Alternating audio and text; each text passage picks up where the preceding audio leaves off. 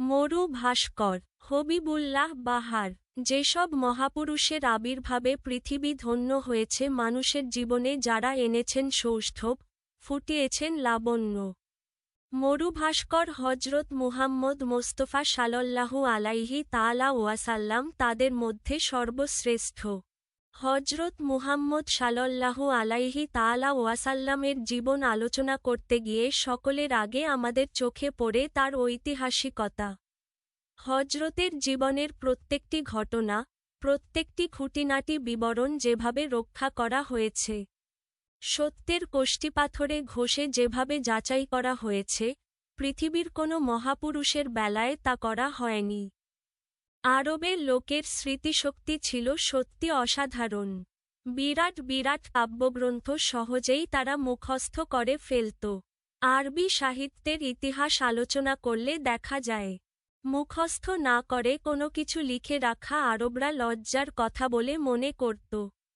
সাহাবীরা এবং অন্য হাদিসজ্ঞরা অনেকেই হাজার হাজার হাদিস মুখস্থ করে রাখতেন। হজরত মোস্তফা সাল্লাল্লাহু আলাইহি তাআলা ওয়াসাল্লাম মানবতার গৌরব। আল্লাহর নবী হওয়া সত্ত্বেও তিনি নিজেকে সাধারণ মানুষই মনে করতেন এবং সেভাবেই তিনি জীবনযাপন করেছেন।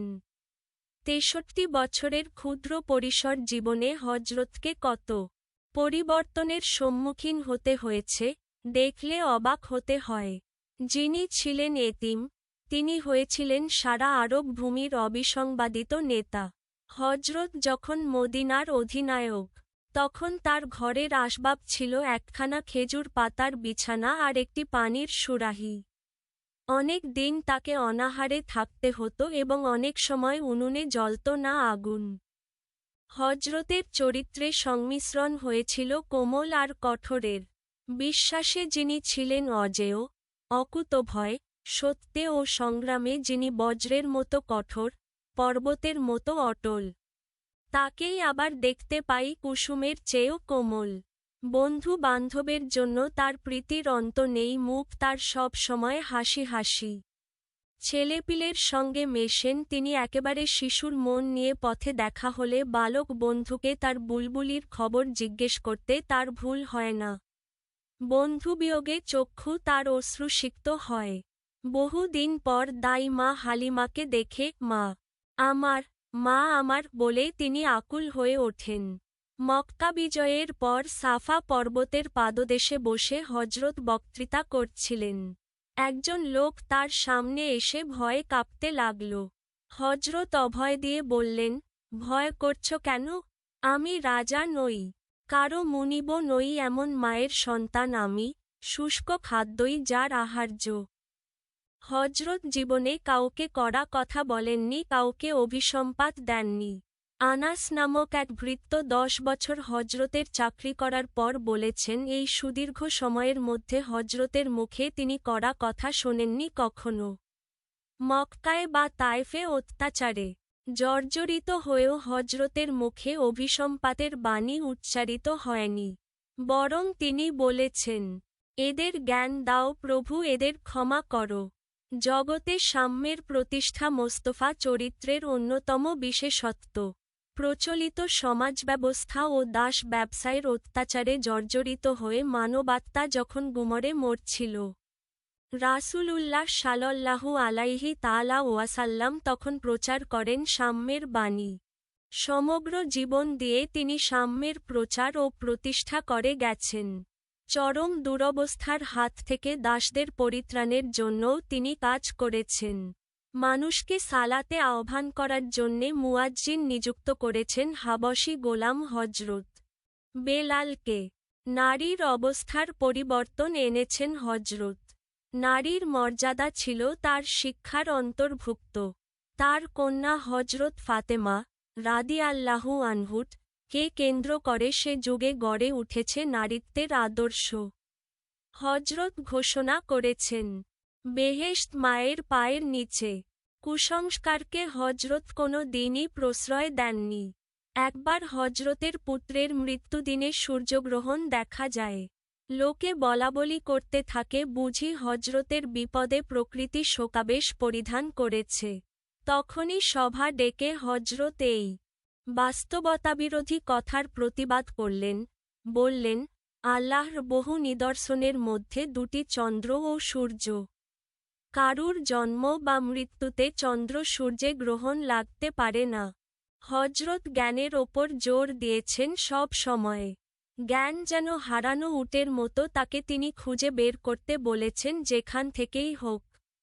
আরও বলেছেন তিনি, জ্ঞানসাধকের দোয়াতের কালি শহীদের লহুর চাইতেও পবিত্র।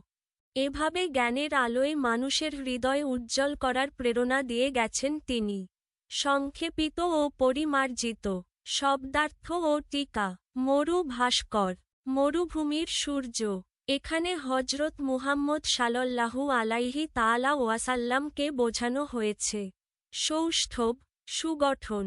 হাদিস, হজরত মুহাম্মদ সাল্লাল্লাহু আলাইহি তাআলা ওয়াসাল্লাম এর অনুমোদিত বাক্য ও কাজের সমষ্টি। কষ্টি পাথর, ঘষে সোনা পরীক্ষা করার একরকম কালো পাথর। সুরাহি, পানির একরকম পাত্র। সোরাই, জলের কুজো। অকুতভয়, যার কোনো কিছুতে ভয় নেই, নির্ভীক। অভিসম্পাত, অভিশাপ। পরিত্রাণ, মুক্তি। হাবশী গোলাম, আবিসিনিয়ায়, বর্তমানে ইথিওপিয়া, জন্মগ্রহণকারী কৃতদাস। লহু, রক্ত।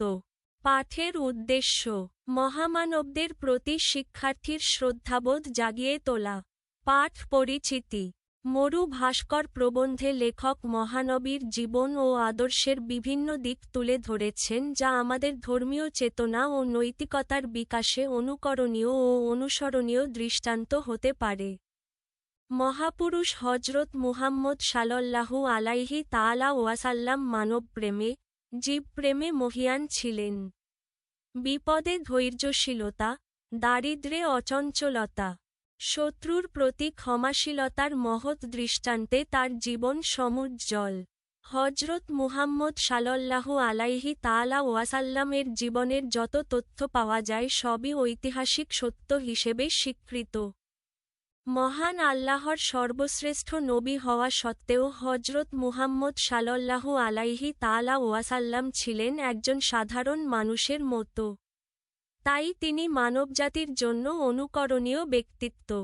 মহানবীর 63 বছরের ঘটনাবহুল জীবনে, নানা পরিস্থিতির মধ্যেও তার জীবনের মূলধারা ছিল অপরিবর্তিত। তিনি সব সময় সহজ সরল অনাড়ম্বর জীবনযাপন করেছেন। তার চরিত্রে মিশে ছিল হাসিখুশি ভাব, কোমলতা ও কঠোরতা। আপন বিশ্বাসে, সত্যের জন্য সংগ্রামে তিনি ছিলেন বজ্রের মতো কঠোর, পর্বতের মতো অটল। অপরদিকে সবার সঙ্গে ব্যক্তিগত আচরণে তিনি ছিলেন কুসুমের মতো কোমল। তার চরিত্র ছিল প্রীতিতে, মমতায়, স্নেহে, সৌজন্যে দয়ার আধার। জীবনে কাউকে তিনি কড়া কথা বলেননি, কাউকে অভিসম্পাত দেননি। নিজে নির্যাতিত হয়েও প্রতিদানে তিনি তাদের জন্য সৃষ্টিকর্তার কাছে ক্ষমা প্রার্থনা করেছেন। হজরত মানুষে মানুষে ভেদাভেদের পরিবর্তে সাম্যের বাণী প্রচার করে গেছেন। তিনি চরম দুরবস্থা কবলিত কৃতদাসের পরিত্রাণের জন্য কাজ করে গেছেন। নারীর অবস্থার পরিবর্তন ও নারীর মর্যাদা প্রতিষ্ঠা ছিল তার জীবনের ব্রত। অন্য ধর্মের ব্যাপারে তিনি ছিলেন অত্যন্ত উদার ও সহিষ্ণু। হজরত কুসংস্কারকে কখনো প্রশ্রয় দেননি। যা সত্য, যা যুক্তিগ্রাহ্য, তার পক্ষেই তিনি অবস্থান নিয়েছেন। হজরত মুহাম্মদ সাল্লাল্লাহু আলাইহি তাআলা ওয়াসাল্লাম জ্ঞানচর্চার ওপর গুরুত্ব দিয়েছেন সব সময়ে। এর ফলে মুসলিম সমাজ জ্ঞানবিজ্ঞান চর্চায় এগিয়ে যাওয়ার প্রেরণায় উজ্জীবিত হয়েছে। লেখক পরিচিতি। হবিবুল্লাহ বাহার ছিলেন কবি নজরুলের ভক্ত শিষ্য এবং চিন্তা ও কর্মে পুরোপুরি মানবতাবাদী। 1906 খ্রিস্টাব্দে তিনি ফেনী জেলায় জন্মগ্রহণ করেন।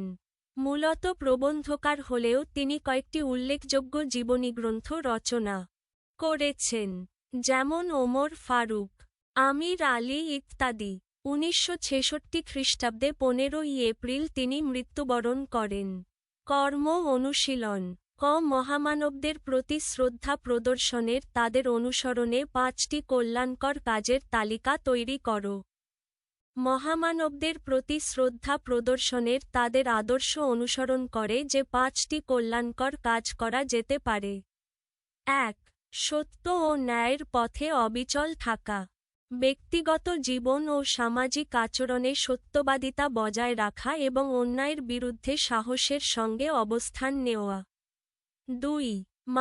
মানুষে সাম্য ও মানবিকতা প্রতিষ্ঠা করা। ধনী গরিব, জাত ধর্ম নির্বিশেষে সবাইকে সমান মর্যাদা দেওয়া এবং দুর্বল ও অসহায় মানুষের পাশে দাঁড়ানো। 3. ক্ষমাশীলতা ও সহনশীলতার চর্চা করা। অপমান বা কষ্ট পেলেও প্রতিশোধ পরায়ণ না হয়ে ধৈর্য, সহমর্মিতা ও ক্ষমার মানসিকতা গড়ে তোলা। 4. জ্ঞানার্জন ও জ্ঞানচর্চায় মনোযোগী হওয়া। নিয়মিত পড়াশোনা করা, নতুন জ্ঞান অর্জনে আগ্রহী হওয়া এবং যুক্তিবোধ ও সত্যনিষ্ঠ চিন্তাকে গুরুত্ব দেওয়া। 5. সহজ ও সৎ জীবনযাপন করা। অহংকার ও বিলাসিতা পরিহার করে বিনয়ী, দায়িত্বশীল ও নৈতিক জীবনধারা অনুসরণ করা। এই কাজগুলো বাস্তব জীবনে প্রয়োগ করলেই মহামানবদের প্রতি প্রকৃত শ্রদ্ধা প্রকাশ পায়।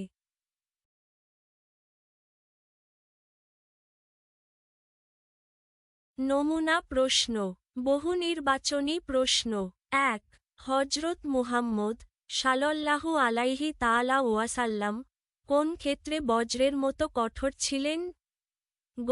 সত্য ও সংগ্রামের চেতনায়। 2. এদের জ্ঞান দাও প্রভু, এদের ক্ষমা কর উক্তিটির মধ্য দিয়ে হজরত মুহাম্মদ সাল্লাল্লাহু আলাইহি তাআলা ওয়াসাল্লাম এর চরিত্রের কোন বৈশিষ্ট্যটি প্রাধান্য পেয়েছে? ক্ষমা ও মহানুভবতা। উদ্দীপকটি পড়ে 3 ও 4 নম্বর প্রশ্নের উত্তর দাও। করিম সাহেব অনেক সম্পদশালী আর খ্যাতিমান হলেও সাদামাটা জীবন যাপন করেন। দরিদ্র অসহায় মানুষকে সাহায্য করেন, কিন্তু নাম প্রচার করতে দেন না। গৃহকর্মী হালিমা বলে করিম চাচা আমাদের যা খেতে দেন, তিনি নিজেও তাই খান। 3. উদ্দীপকের হালিমার কথায় করিম চাচার চরিত্রের মধ্যে মরু ভাস্কর রচনার কোন বিষয়টি সুস্পষ্ট লক্ষ্য করা যায়? গ. সাম্যবাদিতা। 4. উদ্দীপকের করিম সাহেব মরু ভাস্কর রচনার প্রতিনিধিত্ব করে। আই. মরু ভাস্করের জীবন যাপনে ই. মুহাম্মদ সাল্লাল্লাহু আলাইহি তাআলা ওয়াসাল্লাম এর মানবিক গুণাবলীতে ই. কোমলতা আর কঠোরতার সংমিশ্রণে কোনটি সঠিক? ক. আই. ই. সৃজনশীল প্রশ্ন। 1. হজরত মুহাম্মদ সাল্লাল্লাহু আলাইহি তাআলা ওয়াসাল্লাম সর্বকালের সর্বশ্রেষ্ঠ মানুষ, কিন্তু শ্রেষ্ঠত্বের কোনো অহমিকা তার ছিল না। মানুষের প্রতি তার ভালোবাসা ছিল অফুরন্ত। সকলের প্রতি তার আচরণ ছিল হাসি মাখা। ছোট শিশুদের তিনি খুব বেশি স্নেহ করতেন। তার বালক বন্ধুর সাথে দেখা হলে তিনি বন্ধুর বুলবুলি পাখির খবর নিতেও ভুলে যেতেন না। ক. মানবতার গৌরব কাকে বলা হয়? উত্তর: মানবতার গৌরব বলা হয় হজরত মুহাম্মদ সাল্লাল্লাহু আলাইহি তাআলা ওয়াসাল্লাম কে। খ. শহীদের রক্তের চেয়ে জ্ঞান সাধকের কলমের কালিকে অধিক গুরুত্বপূর্ণ বলার কারণটি ব্যাখ্যা করো। উত্তর: হজরত মুহাম্মদ সাল্লাল্লাহু আলাইহি তাআলা ওয়াসাল্লাম শহীদের রক্তের চেয়ে জ্ঞান সাধকের কলমের কালিকে অধিক গুরুত্বপূর্ণ বলেছেন, কারণ জ্ঞান মানুষের চিন্তা, চেতনা ও সমাজব্যবস্থাকে স্থায়ীভাবে আলোকিত করে। শহীদের আত্মত্যাগ একটি নির্দিষ্ট সময় ও ঘটনার সঙ্গে সম্পর্কিত হলেও জ্ঞান সাধকের জ্ঞান ও শিক্ষা প্রজন্মের পর প্রজন্ম ধরে মানুষকে সঠিক পথ দেখায়, অজ্ঞতা দূর করে এবং সত্য ন্যায়ের ভিত্তি শক্ত করে। জ্ঞানের মাধ্যমে মানুষ কুসংস্কার মুক্ত হয়, নৈতিকতা ও মানবিকতা অর্জন করে এবং সমাজে শান্তি ও উন্নতি প্রতিষ্ঠিত হয়। তাই মানবকল্যাণে দীর্ঘস্থায়ী ও ব্যাপক প্রভাবের জন্য জ্ঞান সাধকের কলমের কালি শহীদের রক্তের চেয়েও অধিক গুরুত্বপূর্ণ বলে বিবেচিত। উদ্দীপকে হজরত মুহাম্মদ সাল্লাল্লাহু আলাইহি তাআলা ওয়াসাল্লাম এর যে গুণটি ফুটে উঠেছে তা মরু ভাস্কর প্রবন্ধের আলোকে বর্ণনা করো। উত্তর: উদ্দীপকে হজরত মুহাম্মদ সাল্লাল্লাহু আলাইহি তাআলা ওয়াসাল্লাম এর যে গুণটি স্পষ্টভাবে ফুটে উঠেছে তা হল মানবপ্রেম, স্নেহ ও কোমল আচরণ। মরু ভাস্কর প্রবন্ধে লেখক দেখিয়েছেন যে আল্লাহর নবী হওয়া সত্ত্বেও হজরত মুহাম্মদ সাল্লাল্লাহু আলাইহি তাআলা ওয়াসাল্লাম ছিলেন অত্যন্ত সহজ, বিনয়ী ও মানবিক। মানুষের প্রতি তার ভালোবাসা ছিল সীমাহীন এবং আচরণে তিনি ছিলেন সদা হাস্যোজ্জ্বল।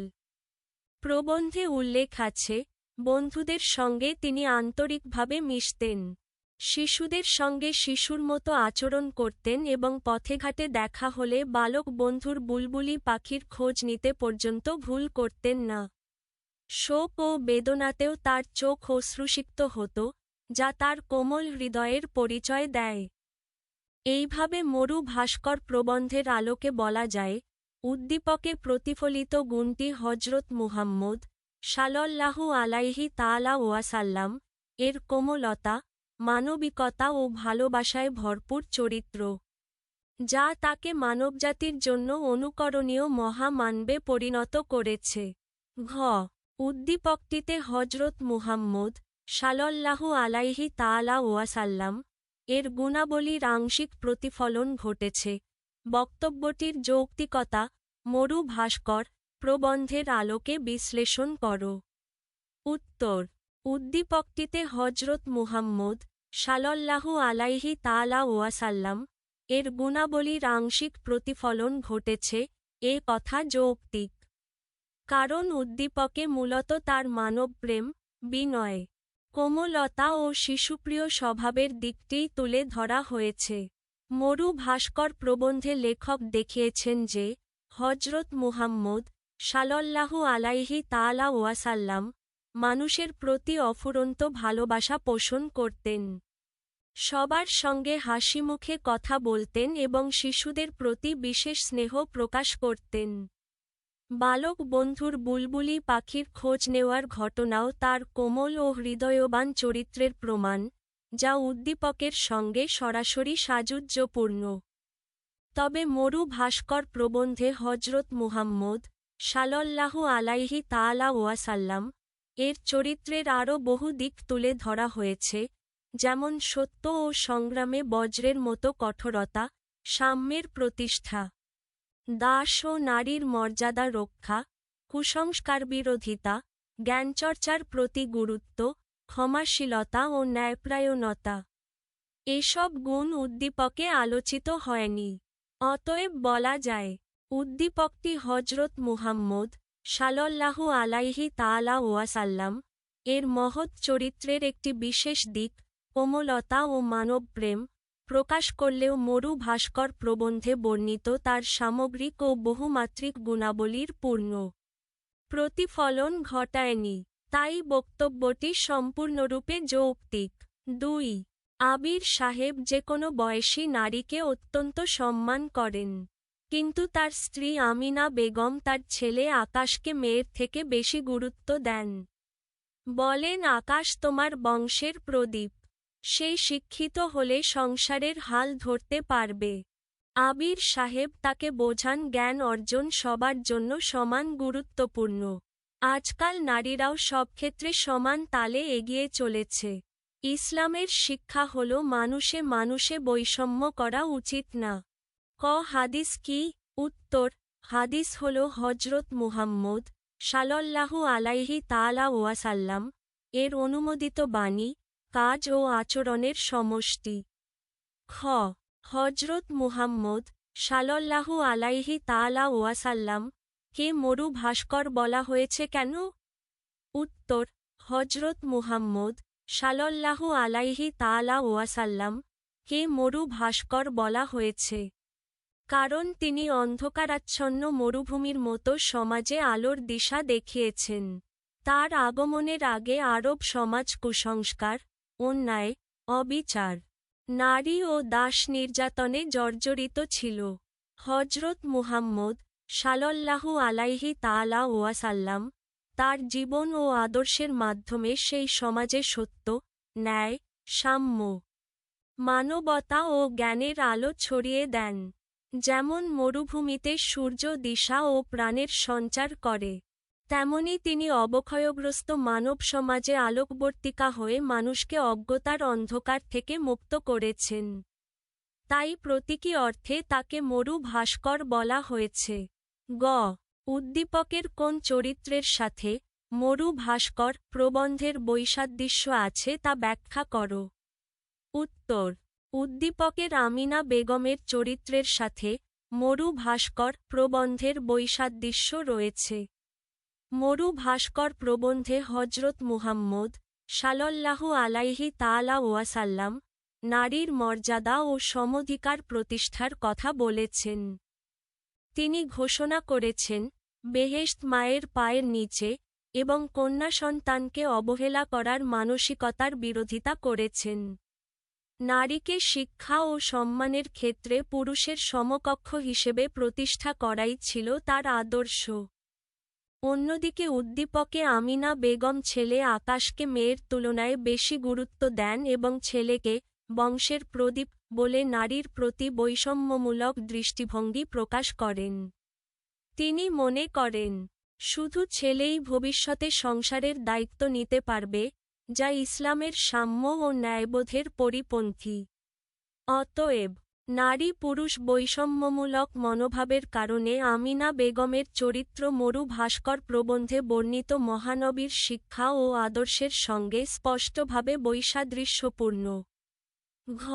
উদ্দীপকের আবির সাহেবের মধ্যে হজরত মুহাম্মদ সাল্লাল্লাহু আলাইহি তাআলা ওয়াসাল্লাম এর গুণাবলীর সামগ্রিক প্রতিফলন ঘটেনি। মরু ভাস্কর প্রবন্ধের আলোকে মূল্যায়ন করো। উত্তর: উদ্দীপকের আবির সাহেবের মধ্যে হজরত মুহাম্মদ সাল্লাল্লাহু আলাইহি তাআলা ওয়াসাল্লাম এর কিছু গুণ, যেমন সকলের প্রতি শ্রদ্ধা, জ্ঞানচর্চার গুরুত্ব দেওয়া, নারী পুরুষের প্রতি সমান দৃষ্টি প্রতিফলিত হয়েছে। তিনি যেভাবে নারীরাও সমান তালে এগোতে পারে তা বোঝান।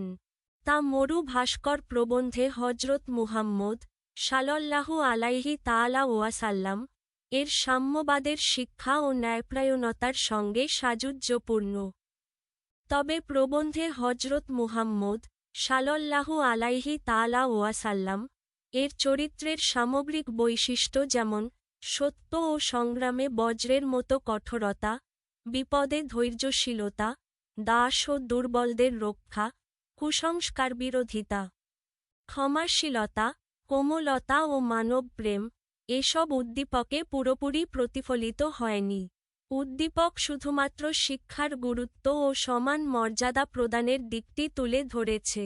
অতএব বলা যায়, আবির সাহেবের চরিত্রে হজরত মুহাম্মদ সাল্লাল্লাহু আলাইহি তাআলা ওয়াসাল্লাম এর কিছু গুণাবলীর আংশিক প্রতিফলন ঘটলেও তার সমগ্র ও বহুমাত্রিক গুণাবলীর পূর্ণ প্রতিফলন ঘটেনি।